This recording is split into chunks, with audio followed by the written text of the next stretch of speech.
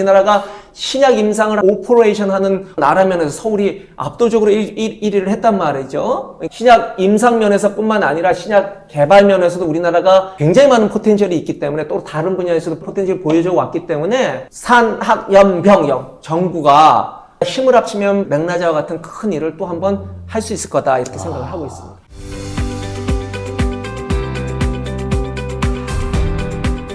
제가 두 분한테 그럼 다 각자 질문 하나씩 여쭤볼 건데, 타그리소가 점유율이 95%라고 이제 들었는데. 네, 예. 이전까지. 이전까지. 네, 이전까지. 그러니까 이런 약제들이 나오기 전에. 국내만 해도 렉나자라는 약이 나오기 전에 단독요법으로. 네. 그 다음에 마리포사 요법이 나오기 전에는 전 세계는 타그리소라는 약밖에 없었어요. 다른 약은 존재하지가 않았어요. 그래서 아까 제가 말씀드렸듯이 10년 동안 거의 독점을 유지했던 거고, 사실은 우리나라에서 정말 대단한 일을 한 게, 앞으로 이렇게 렉나자라는 약제가 몇 년 전에 단독요법으로 승인 안 받았으면, 또 마리포사 레지멘이 2024년도에 승인 안 받았으면 앞으로 100년 동안도 타그리소밖에 없었을 거예요. 효능은 지금 렉나자 쪽이 더 좋은 거잖아요. 네. 근데 제 생각에 이게 약 나오자마자 바로 점유율이 안 바뀌고, 아직까진 그래도 타그리소가 많이 팔리는 이유가 뭔지 좀 궁금하거든요. 이제 그거는 예전 데이터고 그렇진 않아요. 지금은 우리나라도 아까 말씀드린 렉나자와 타그리소가 그 다 단독요법은 보험이 되잖아요. 승인도 됐고 1차 요법으로 예, 지금 현재는 그 시장 점유율을 보면 한 절반 정도 돼요. 두 개 약제가 이제 단독요법만 봐서는 그만큼 렉나자가 가치가 있다는 거죠. 우리나라에서만 승인 받았어요. 단독요법은. 왜냐하면 글로벌 임상을 했음에도 불구하고 FDA에서는 마리포사 병용요법이 승인을 받았단 말이죠. 그러니까 95%라고 하는 거는 이전에 타그리소 많이 있었을 때 아마 5%는 중국이에요. 중국은 이제 국산약이 있어요. 중국은 바이오가 정말 좋은 게 우리가 그 NMPA라고 그러죠. 우리나라 식약처와 등치되는 그런 기관인데 자국내 데이터가 있으면은 빨리빨리 승인을 해줘요. 미국 갔다 오셨죠? 중국 바이오가 지금 미국 바이오를 앞서는 상황이 됐잖아요. 정부의 전폭적인 긍정적인 것도 이제 중요하다고 생각하는데 어쨌든 그 5%는 이게 중국의 5%를 얘기를 하는 걸 거고 이제 국내 시장만 봤을 때는 국내 환자군만 봐서는 단독요법은 5대5 정도다 생각하시면 될 것 같고 앞으로 아까도 말씀드린 병용요법이 이제 대세가 되면서 병용요법이 그 포션을 차지를 하겠죠. 연구원님 보셨을 때는 이게 한 방에 빵 뛰지 않는 거는 또 어떤 관점이라고 보세요? 다른 이유도 있을 것 같아서. 지금 작년 정도로 보면 이제 예. 매출액만 저희가 비교를 해보면요. 아스트라제네카의 타그리소가 한 70억 달러 정도 이렇게 매출이 나왔고, 작년 말에 이제 존슨앤존슨의 그 레이저 니까 아미반테는 병용요법이 한 7억 달러 이렇게 나왔습니다. 근데 작년까지만 하더라도 올해 지금 상반기도 마찬가지인데요. 아직 병용요법의 공식적인 데이터가 나오지 않았고, 그다음에 이제 리브리반트 같은 경우는 이제 IV에서 SC 제형으로 승인받은 게 이제 미국 같은 경우는 올 초입니다. 그러니까 아직 처방이 본격화된 시기가 아니다라고 이렇게 보고 있고, 이제 SC 제형으로서 승인받고 이제 국가별로 또 런칭하는데도 시간이 걸립니다. 그런 것들 때문에 아마 본격적인 처방 증가세는 뭐 2분기 말에서 3분기로 가면서 이제 급속하게 증가하지 않을까 그렇게 기대합니다. SC 제형이라는 게 우리 다이어트 약 만든 것처럼 스스로 찔러도 되는 거? 스스로는 안 돼요. 언젠가는 지금도 이제 학계에서는 그런 얘기를 해요. 피하 주사는 그러면 집에서 환자가 맞을 수 있게끔 해도 되지 않냐, 그런 논의를 하고 있어요. 환자도 여행 갈 수도 있을 거예요. 그렇죠. 그래서 제가 요번에 미국 가서는 들은 얘기는, 미국 같은 경우는 진짜 멀리 사는 분들이 있어요. 오지에. 그런 분들한테는 이제 그런 것들도 허용해야 되지, 이런 얘기를 하는 것 같아요. 근데 아직까지는 아니고, 근데 앞으로 이제 그렇게 되는 날도 오긴 할 거예요. 근데 피하 주사가 가지는 임팩트는 뭐냐면, 이렇게 생각해요. 우리가 어떤 약이든지 피하 주사로 만들면 다 굉장히 큰 임팩트가 있어요. 그렇지는 않아요. 피하 주사가 크게 임팩트를 가지는 거, 환자 삶에서, 또 이제 우리가 의사 입장에서 처방을 하는 면에서 임팩트를 가지는 거는 크게 두 가지로 볼 수 있을 것 같아요. 첫 번째는 뭐냐면은 그게 병용요법일 경우에 그게 주사 약제다, IV 약이다. 그러면은 피하 주사가 아무짝에 쓸모가 없겠죠. 왜냐면은 분명히 환자는 와가지고 IV 주사를 맞아야 돼. 그러면은 피하 주사를 추가적으로 여기 맞는다는 거는 환자들한테도 일이고 의료진에도 일이에요. 왜냐면 정맥 주사 하나만 하면 되는데 피하 주사까지 놔야 되니까. 근데 의료진 입장에서 정말 좋은 거는 뭐냐면은 병용하는 요법이 먹는 약이다. 그럼 달라지죠. 그럼 환자는 집에서 드시고 오시면 되고, 피하 주사는 병원에서 저를 보고 이제 밖에 나가셔서 예. 간호사가 피하 주사를 놔주면 되죠. 그리고 5분 안에 그냥 집에 가시면 돼요. 제가 이번에 스탠포드 네. 병원 갔다 와서 들었던 얘기가 뭐냐면 정맥 주사를 놔도 의사 선생님이 같이 계속 있어야 된다고. 피할 때도 같이 있어야 되고 정맥도 같이 있을 때면은 정맥이 시간이 좀 많이 걸리잖아요. 그쵸. 6시간, 7시간 걸리죠. 미국 인건비 엄청날 텐데 그 6시간 같이 있어야 되는 거예요. 그렇죠. 그러니까 와. 그런 면에서 의료진이 훨씬 버든이 적죠. 첫 번째. 두 번째는 어떤 IV 제제로 예, 만들었을 때 예. 주입을 하면서 과민 반응이 일어나는 약제들이 있어요. 그렇게 될 경우에는 환자들이나 의료진이 좀 불편할 수 있죠. 근데 이제 그거를 우리가 피하 주사로 만들었을 때 여러 가지 이유에서 그런 주사 관련된 부작용이 많이 줄어든다. 그게 이제 리브리반트예요. 리브리반트를 IV로 찔러줬을 때 아까 연구원님께서 말씀하신 것처럼 IV로 했을 때 처음에는 파급력이 좀 절었던 거는 주사로 했을 때 주입 관련된 부작용들이 있었어요. 환자분이 이제 숨이 차거나 두드러기가 나거나 좀 혈압이 떨어지거나 이런 것들이. 근데 피하 주사로 만들었는데 피하 주사에서는 그런 것들이 매우 줄어들어요. 매우 줄어드니까 기본적으로 임상 현장에서 굉장히 웰컴하는 거죠. 그래서 환자 편의성 면에서 그다음에 짧게 주입하면 되고 네. 이런 부작용 면에서도 여러 가지 장점이 있어요. 리브리반트는 아주 독특한 약이죠. 그래서 피하 주사가 우리나라에서 아직 승인 전이에요. 이것도 빨리 승인해줘야 되는데 왜 FDA에서 승인해주고 일본에서 승인해주는데 왜 우리나라에서는 승인이 안 해주냐, 이것도 저는 진짜 임상 현장에서는 참 안타까워요. 그래서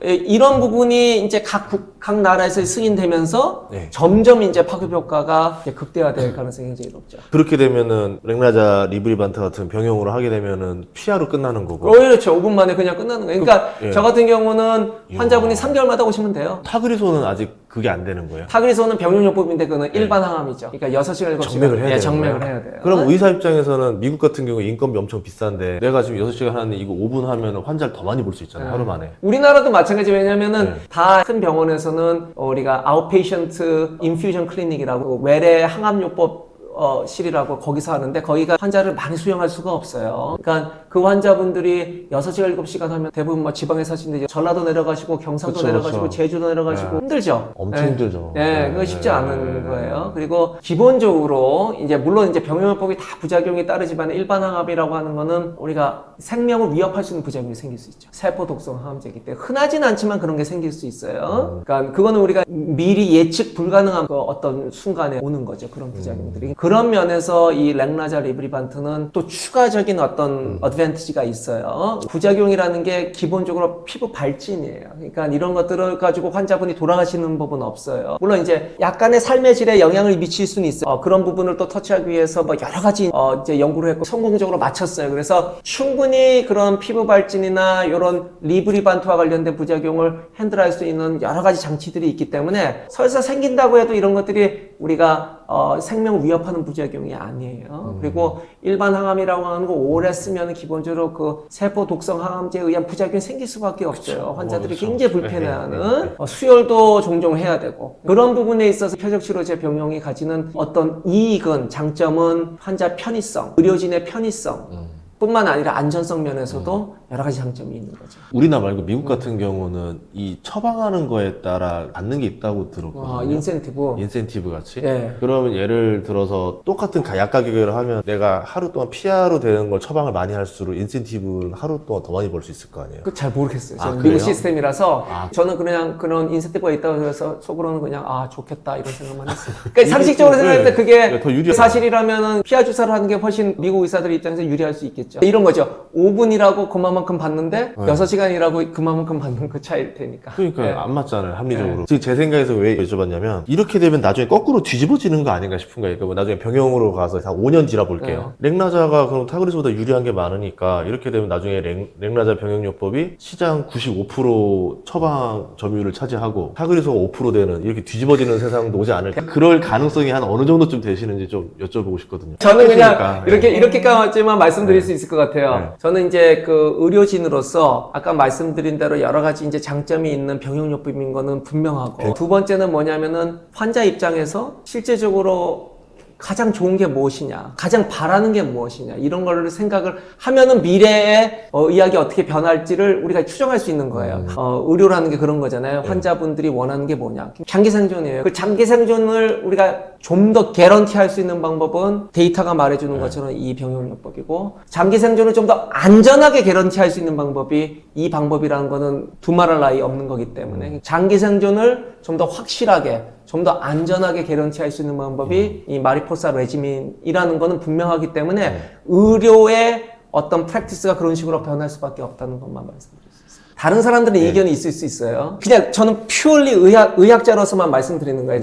제 말이 맞는지 안 맞는지 5년 뒤에 보시면 돼. 근데 이런 거죠. 혹자는 타그리소와 모병용 이게 맞다다 이렇게 얘기하는 사람들이 있어요. 그 데이터만 봤을 때. 왜냐면 대표적으로 그냥 이게 다 학교에서 다 보고된 자료이기 때문에 예를 들면 아이자브렌이라는 약제가 있어요. EGFR, HER3 이중항체 1이시. 그 약제와 타그리소 병용요법이 뭐 반응률이 100%다 이렇게 해가지고 우리나라에서도 언론 보도가 나오고 그러는데 저는 매우 난센스라고 얘기하는 거예요. 그러니까 그거는 일상 임상 연구에서 100%는 저도 100%를 만들어냈어요. 크리살리스 페이스 1 연구를 보면은 렉나자 리브리반트 반응률 100%였어요. 그러니까 일상 연구라고 하는 건 항상 삼상 연구를 그대로 우리가 반영하진 않아요. 왜냐면 스몰 파퓰레이션에서 우리가 하는 거기 때문에 첫 번째. 두 번째는 제가 항상 말씀드렸듯이 우리가 의료진이든 환자든지 간에 이거는 장기 생존을 개런티하는 약제여야 돼요. 왜냐면은 EGFR 돌연변이 폐암은 폐암 아형 중에서도 가장 오래 사는 환자군이에요. 왜냐면 약제들이 좋기 때문에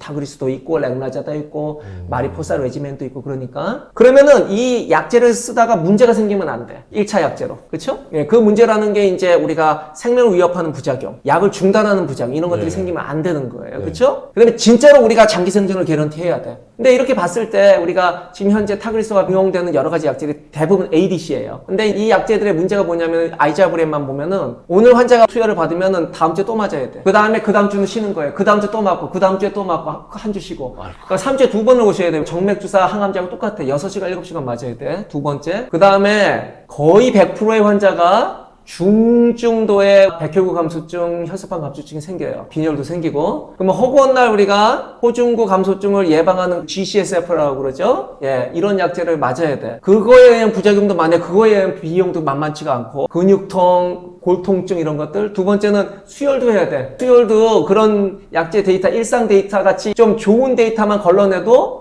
상당수의 환자가 수혈을 해야 돼요. 그러니까 그런 약제가 승인을 받는다고 해서 그걸 과연 우리가 쓸 수 있겠느냐. 저는 저같이 전 세계에서 한번 손들어서 EGFR 돌연변이 폐암을 저만큼 많이 보는 의사 손들라고 그러면 아무 없을 거야 진짜. 근데 저같이 굉장히 어그레시브하게 환자를 치료하는 사람조차도 그런 레지멘을 쉽게 하기는 어려울 거예요. 그러니까 그런 것들에 있어서 열광을 하고 하는 거는 저는 임상 현장을 잘 모르기 때문일 거다. 저도 그 연구에 참여를 해요. 여러 가지 연구에 참여하지만 저는 어쨌든 간에 그런 데이터를 그냥 봤을 때 그 데이터가 실제로 환자 치료에 반영될 수 있을까? 이게 굉장히 퀘스천을 가질 수밖에 없죠. 그럼 권혜순 연구원님은 아까 제가 했던 이 시나리오들이 다 됐을 때 그러면 좀 점유율이 뒤집어질 수 있다가도 보세요. 그러니까 실제로 그런 사례들이 가능한 건지 궁금했었어요. 뭐 충분히 그런 사례들이 가능하기도 한데 문제는 주식 투자라든지 모든 것에 있어서 시간의 문제인 것이고 모든 사례들이 다 되는 데까지 몇 년 정도의 시간이 걸릴 거냐 그 문제인 거지 종국에 가서는 렉나자의 병용 처방이 꽤 의미 있는 시장 점유율을 가져가지 않을까라고 예상을 하고 있고 존슨앤존슨도 뭐 글로벌하게 한 40에서 50% 정도까지는 충분히 시장 점유율을 가져갈 수 있을 거다라고 보고 있습니다. 그 이상은 이제 또 시간이 지나면서 이제 확인을 할 수 있게 될 것 같습니다. 그러니까 어쨌든 내연기관차 시대는 끝나고 전기차로 다 바뀔 거다라는 건 다 누구나 알고 있지만 그렇죠. 네. 그게 이제 얼마나 빠른 속도로 다가올지 얼마나 이렇게 될지는 가능할 수 없는 것처럼 그러니까 올해 하반기에 이제 본격적으로 매출 성장하는 그 추이를 보면은 저희가 이제 좀 더 확신을 가지고 알 수 있지 않을까.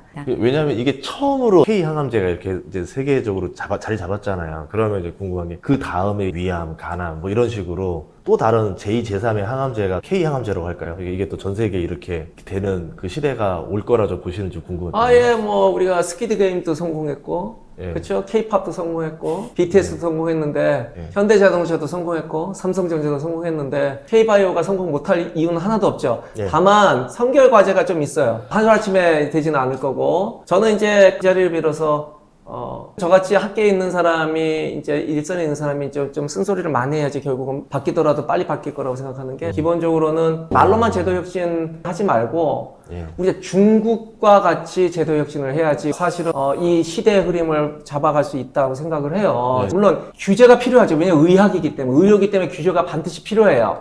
근데 규제 혁파가 필요한 이유는 이런 거예요. 제가 얼마 전에도 하도 안타까워가지고 외래 중에 우리나라 이제 규제기관에 직접 전화를 했어요. 사무관이랑 얘기를 했고 이런 문제가 있다. 이런 것들이 빨리 해결돼야 된다. 환자가 돼보시면은 제일 필요한 게 뭐겠어요? 이제 사기 폐암이다. 이 약 쓰고 저 약 쓰고. 그 다음에 약이 없어요. 그러니까 환자분들이 참 안타까운 게 이런 거예요. 당뇨약이나 고혈압 약은 전 세계 수십 가지가 있어. 승인받은 약만. 그러면 이 약이 잘 안 듣는다. 이 약으로 바꾸면 돼. 정 안 되면 어떻게 해야 돼요? 마운제로 받으면 돼. 살 빼면 돼요. 이게 살 빼면 모든 게 해결되는 거야. 당뇨, 고혈압은. 그쵸? 암은 어때요? 암은 약이 없으면 오늘 당장 돌아가세요. 내일 당장 돌아가세요. 신약 개발이 그만큼 굉장히 필요할 뿐만 아니라 굉장히 속도감 있게 돼야지 환자를 살릴 수 있는 메디슨을 우리가 개발할 수 있는 거죠. 그 롤 모델을 보여준 게 렉나자예요, 사실은. 그 당시 어떻게 그런 일이 이루어졌는지 사실은 아직까지도 우리나라에 있는 많은 사람들이 아직도 이거를 언더 에스티메이션 하는데 그 당시만 해도 하늘이 도와줘가지고 굉장히 스피드 있게 되고 또 이제 J&J에서 인라이센싱 하면서 속도를 붙은 거죠. 우리나라 바이오텍에서 정직하게 R&D도 하고 많은 이제 노력을 해요. 이제 국가적인 지원도 필요하지만 규제 혁파도 필요하다. 우리가 신약 임상 연구를 하잖아요. 임상 연구를 하는 면에서 규제 혁파가 필요해요. 아직도 OECD 국가에서 만드는 안 되는 이런 문제 때문에 IND 승인이 안 되는 임상 연구들이 너무 많아서 환자들이 직접 뭐 규제기관에 전화를 해야지 IND 승인을 해줘야 돼. IND가 뭐냐면은 그 임상을 우리나라에서 열 수 있게끔 하는 거예요. 그럼 미국 환자들이나 일본 환자들이나 다른 나라 환자들은 암에 걸려서 약이 없을 때 그 약의 효과를 우리가 혜택을 볼 수 있는 기회가 있는데 우리나라 환자들은 그 혜택을 규제 때문에 못 보는 그런 불이익을 당할 수가 있겠고 두 번째는 우리나라 회사 입장에서도 바이오텍 입장에서도 중국처럼 빨리빨리 자기 회사 약을 개발해야지 K바이오가 될 수 있는 거 아니겠어요? 그런 부분에서도 아직까지도 규제의 벽이 너무 높다는 거예요. 그래서 저는 규제를 하는 기관이 있어야 되고 그 다음에 이 규제의 선에서 이 부분, 신약 개발을 따로 다루는 그런 기관도 있어야 된다. 항상 이렇게 얘기를 하고 있어요. 왜냐하면 규제의 DNA와 혁신의 DNA는 다르잖아요. 그쵸? 그쵸? 근데 이게 혼재될 수는 없어요. 근데 이거를 우리가 한 사람이 한다 그러면은 어찌 보면은 약간 보수적으로 갈 수밖에 없는 게 계속 규제만 할 수밖에 없는 게 그래서 저는 신약 개발 면에서 또 신약 임상 면에서 우리나라가 가진 포텐셜은 어마어마하게 커요. 신약 임상 면에서 특히 그쵸? 지금까지 보여왔잖아요. 우리나라가 신약 임상을 오퍼레이션 하는 나라 면에서 서울이 압도적으로 1위를 했단 말이죠. 신약 임상 면에서 뿐만 아니라 신약 개발 면에서도 우리나라가 굉장히 많은 포텐셜이 있기 때문에 또 다른 분야에서도 포텐셜을 보여줘 왔기 때문에 산학연병영 정부가 힘을 합치면 렉나자와 같은 큰 일을 또 한번 할 수 있을 거다 이렇게 생각을 하고 있습니다. 연구원한테 좀 여쭤보자면은 어쨌든 렉나자랑 리브리반트 얘기 듣고 나서 저희 또 구독자분들이 주식 투자자들이 많기 때문에 관련해서 여쭤보도록 하겠습니다. 관련 기업 하면 유한양행이랑 오스코텍 이렇게 생각을 많이 하거든요. 둘 중에 어디를 투자해야 되냐 저도 이 질문 많이 들었었거든요. 뭐 어떻게 해야 되는 거예요? 저도 좀 대답해줄 방법이 없어가지고 지금 이제 공식적으로 밝혀진 그 데이터만 갖고 말씀을 드리면 이제 레이저 티닙이 국내에서 판매된 것은 이제 50대 50으로 나누고요. 글로벌하게 판매된 것은 유한양행이 60% 정도 가져가고 오스코텍이 40% 정도 지분을 가지고 있습니다. 근데 이 시가총액으로 보시면 아무래도 유한양행이 시가총액이 지금 뭐 10조까지도 갔었고 지금 약간 하락해서 뭐 한 7조대 정도 있고 인데 오스코텍은 2조 정도이잖아요. 그래서 숫자로만 보면 들어올 금액이랑 이런 것들을 예상을 해보면 아무래도 기업가치 상승 가능성은 오스코텍이 더 높지 않나 상승폭은 이렇게 생각은 할 수 있지만 이제 오스코텍은 코스닥에 상장되어 있고 레이저 티닙 하나에 따라서 기업의 가치가 많이 변하는 거고요. 물론 이제 다른 신약 파이프라인도 있긴 하지만 유한양행 같은 경우는 기존의 사업 부문도 있고 해서 내가 좀 안정적으로 투자를 하고 싶다 하는 분들은 이제 유한양행을 선호를 하실 것 같고 아무래도 대형 기업이다 보니까요. 리스크가 있음에도 불구하고 높은 수익률을 내가 원한다라고 하면 이제 오스코텍을 투자를 하시는데 통상 보통 제약바이오를 투자하시는 분들은 리스크를 감내하고 높은 수익률을 원하시더라고요. 한강 가신 분들 많죠. 10년 전에 이름 없는 회사들이 막 네. 뭐 한다 해서 주가가 막 엄청나게 했다가 순식간에 상장 폐지되고 이런 경우 많았었잖아요. 그때랑 지금이랑 또 많이 다르죠. 상당히 많이 달라졌고요. 특히 이제 유한양행과 오스코텍 같은 경우는 글로벌 신약까지 개발했고 글로벌하게도 이름이 난 회사라서 다른 제약 바이오텍과는 달리 두 회사 가운데서 안정성을 비교해서 그렇지 다른 바이오텍 대비해서는 상당히 안정적인 투자다라고 이렇게 보고 있습니다. 그리고 앞으로 이제 말씀드렸다시피 하반기부터 레이저 티닙의 글로벌 판매 수익이 본격화될 걸 감안을 하면 지금 투자하는 적기가 아닐까 이렇게 보고 있습니다. 예전에는 그래도 오스코텍이 시총 1조쯤 됐던 것 네, 같고 지금 1조. 유한양이 10조 막 이럴 때 있을 네. 때는 오스코텍도 매력적으로 보였었는데 네. 지금은 유한양이 제가 내려오니까 이게 더 저렴한 거 아니야? 좀 이런 생각이 들거든요. 지금 매출 비중이 어느 정도 돼요? 유한양행 안에서 렉나자 관련해서 이게 매출 비중으로 보기는 어려운 예. 게 유한양행은 다른 사업 부분의 매출액이 한 2조 정도 되고 글로벌 레이저 티닙의 판매 그 로열티와 마일스톤을 들어오는 것은 순수하게 이제 수익으로만 떨어지는데 작년 같은 경우는 한 1,000억 정도 됐었습니다. 다만 이익 비중으로 보면은 예. 그 수익이 훨씬 더 높아지는 거고요. 오스코텍 같은 경우는 다른 사업 부분이 없이 이제 레이저 티닙 관련된 수익이 바로 매출과 수익으로 예. 잡힌다 이렇게 볼 수 있습니다. 그런 거 렉나자 관련해서 매출 성장이 어떻게 좀 될 거라 보세요? 연간 30% 성장할 것 같다 뭐 이렇게 좀 볼 수 있잖아요.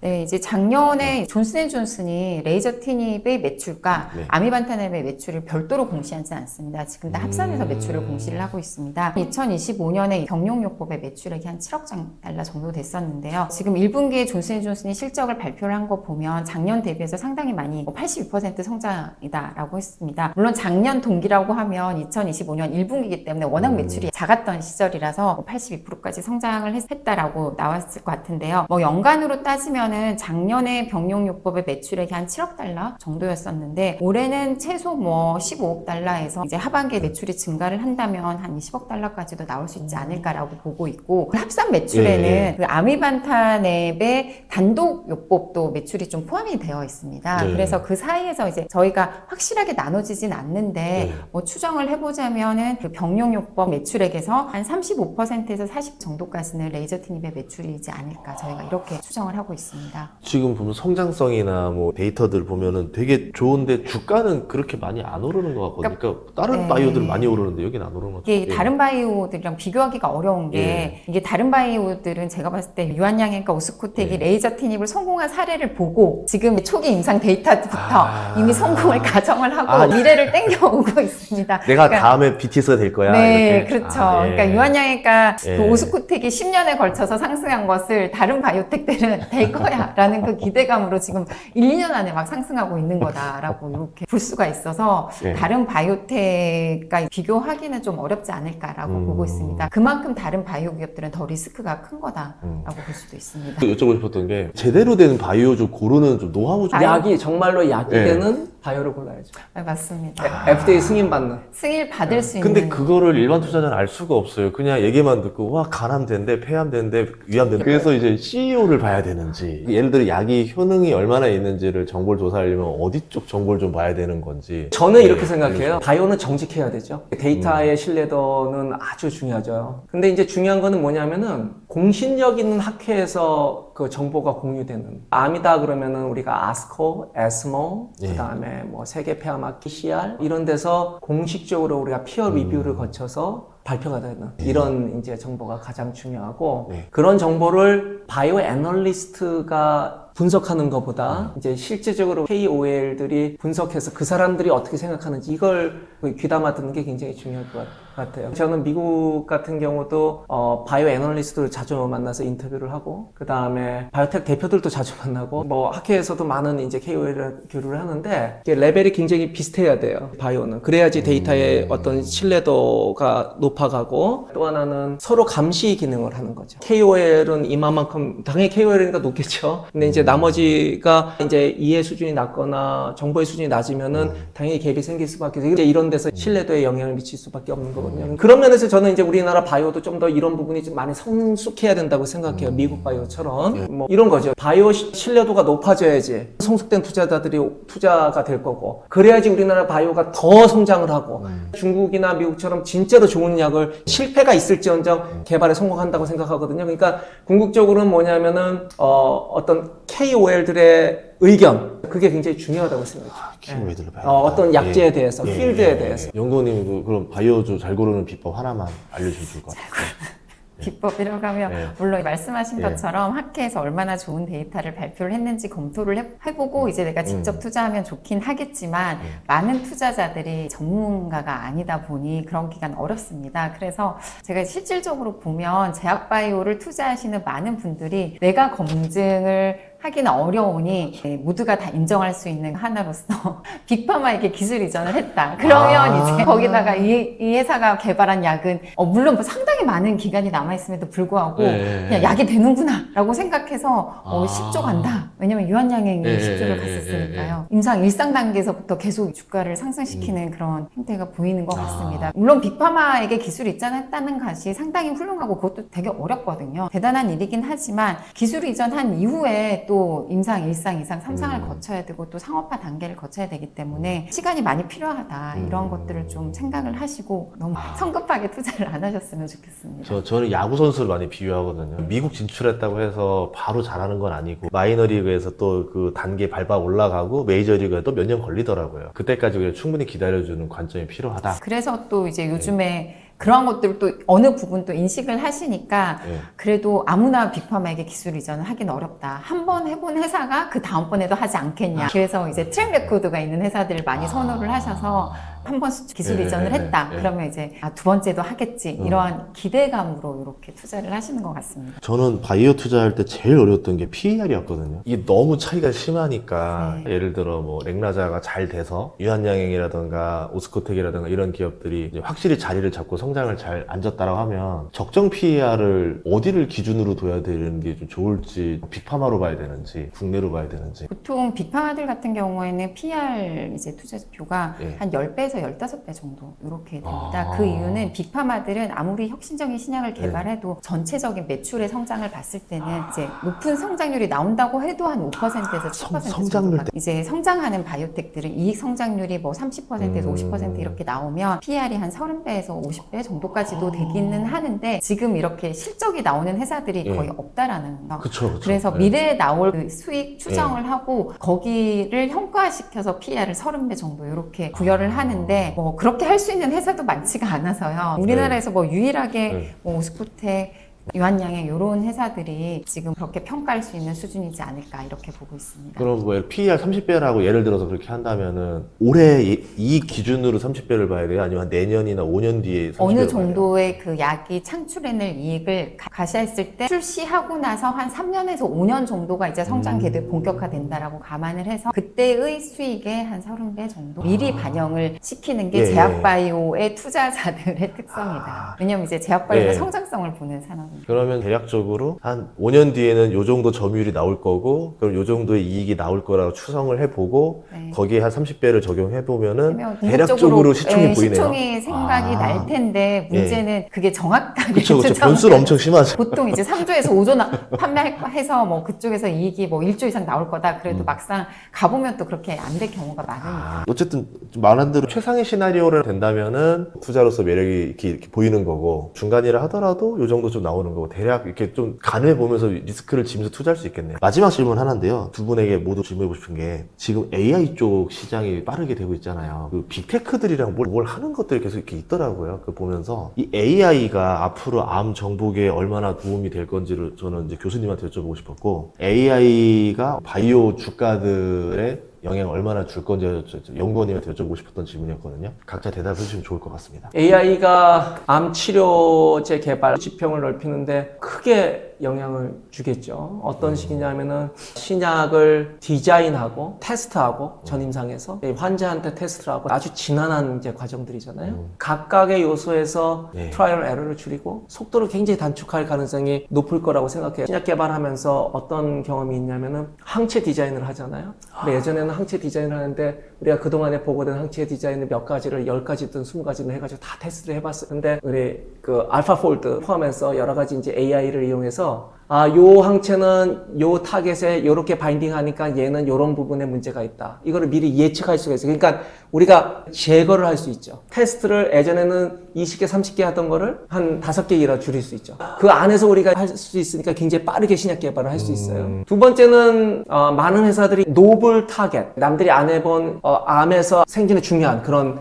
타겟을 찾으려고 노력을 해요. 그게 신약 개발의 보고니까. 근데 암 생물학이 굉장히 복잡하죠. 지금 많이 나오는 유전체 정보, 전사체 정보, 싱글셀 전사체 정보 이런 것들을 이용해 가지고 진짜로 암에서 많이 발현하면서 그게 암의 생존과 성장에 중요한 타겟이 무엇이고 이런 것들이 신약 개발로 이어질 수 있는지를 미리 예측할 수 있는 인간 머리로는 굉장히 한계가 있지만 이런 것들을 미리 예측하고 아이덴티피케이션 하는데 디스커버리하는 굉장히 도움을 줄 수가 있어요. 또 하나는 임상 연구하는데 굉장히 어렵거든요. 왜냐하면 사이즈 셀렉션은 이게 마리포사 같이 정말 모든 의사들이 하고 싶은 약제도 있지만 안 그런 약제도 있어요. 첫 번째. 두 번째는 환자군이 굉장히 작은 암들도 있어요. 전 세계 암 환자 중에 한 0.1% 이거 임상하기 어렵잖아요. 그렇죠? 네. 그런데 그런 환자들 분명히 생기고 0.1%지만 환자군을 AI로 우리가 뭔가 시뮬레이션을 해서 임상을 하는 그런 것들도 있어요. 굉장히 임상 연구 면에서도 임팩트가 있다. 그래서 여러 가지 면으로 우리가 AI가 신약 개발하는데 그걸 또 환자한테 빨리 접목시키는데 크게 영향을 미칠 거다 이렇게 생각을 하고 있습니다. 그러면 인류가 암 정복이 몇 년 정도 걸릴 것 1000년? 같으세요? 1000년? 네.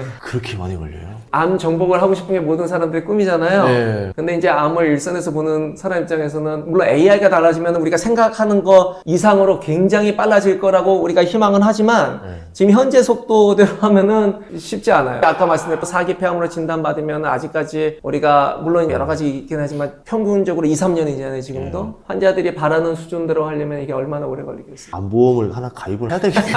이쪽은 이제 교수님께서 잘 예. 말씀을 해주셨고요. 최근에 이제 AI 관련해서 디지털 헬스케어 산업이 상당히 이제 고성장하고 있습니다. 네. 특히 뭐 AI에 관련된 것은 가장 중요한 게 데이터베이스를 축적을 하는데요. 이 디지털 헬스케어 분야에서는 국내만큼 이렇게 데이터가 잘 축적이 된 또 시장이 없어서 글로벌하게 봤을 때도 우리나라에서 디지털 헬스케어 산업이 이제 상당히 고성장할 거다라고 보고 있고 이와 관련해서도 지금 많은 관심들이 있고 여러 기업들이 지금 또 기술을 보여주고 있어서 기대해 볼 만하지 않을까. 그 얘기를 들었어요. 한국이 임상 데이터가 굉장히 많은 나라라고 다른 나라 대비. 그렇죠. 왜냐면은 각 병원마다 일렉트로닉 메디컬 레코드라고 해가지고 EMR 시스템 굉장히 잘 돼 있거든요. 그러니까 그 EMR 시스템에는 환자 데이터뿐만 아니라 환자의 여러 가지 유전 정보가 한꺼번에 인티그레이션 돼 있단 말이죠. 그래서 통합된 데이터를 가진 나라가 몇 안 돼요. 우리나라가 그런 좋은 조건들을 많이 가지고 있네요. 이것만 잘 활용하면 이제 우리나라에 훌륭한 바이오 기업들이 계속 나올 수 있는 조건들이 있다. 그럼요. 말씀하신 규제만 좀 확 풀어라. 규제와 이제 정부 주도의 뭔가 펀딩 이런 것들도 필요하겠죠. 알겠습니다. 오늘 좀 두 분 뵙고 나서 또 많은 또 투자의 아이디어를 들어가지고 제가 가끔씩 저 힌트를 드리자면은 말을 어버버 할 때가 있어요. 인터뷰하다 유달리. 그런 날은 지금 머릿속에 힌트가 뜬 날이에요. 지금 뭐 좋은 아이디어가 나와서 요렇게 해봐야 되겠다 생각이 났을 때 이러는데 오늘은 제가 두 분 뵙고 나서 한 3번 정도 그런 아이디어가 나온 것 같습니다. 너무 소중한 시간 감사하고요. 함께 해주신 조병철 교수님 그리고 권혜순 연구원님이었습니다. 오늘 감사합니다. 감사합니다. 감사합니다.